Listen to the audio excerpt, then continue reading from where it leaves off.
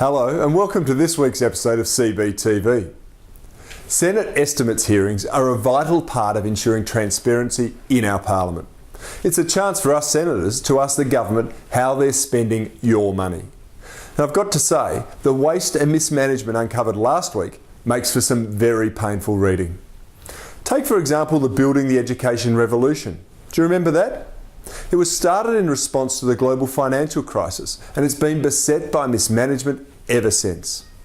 Last week it was revealed that 87 projects under the scheme have yet to be completed, 2 years after the original deadline and 4 years after the start of the GFC, and the department still doesn't know when they're going to be finished.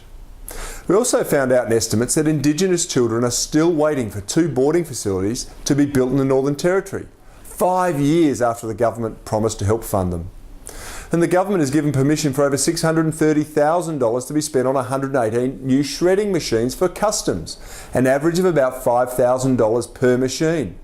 When you consider that our Security Intelligence Agency only spends about $350 on their shredders, and they deal with top secret material, the customs shredder splurge seems a bit over the top. Coalition senators found out last week that the Department of Climate Change is issuing a tender for the purchase of a stainless steel wine cabinet for their executive dining room.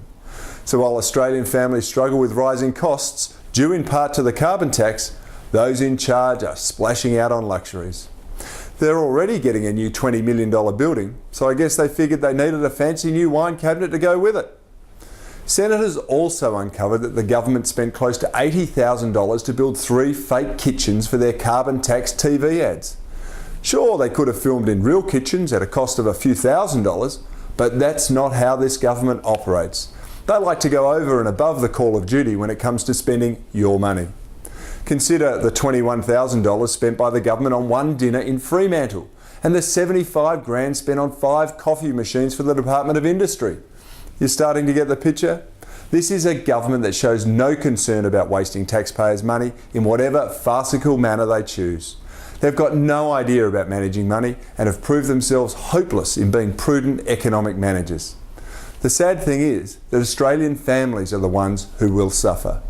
So while a $15,000 coffee machine might seem like a good idea to one government bureaucrat now, they fail to realise that we'll be left with the bitterness of Labor's debt long after the coffee has gone very, very cold. This is Cory Bernardi. You're watching CBTV.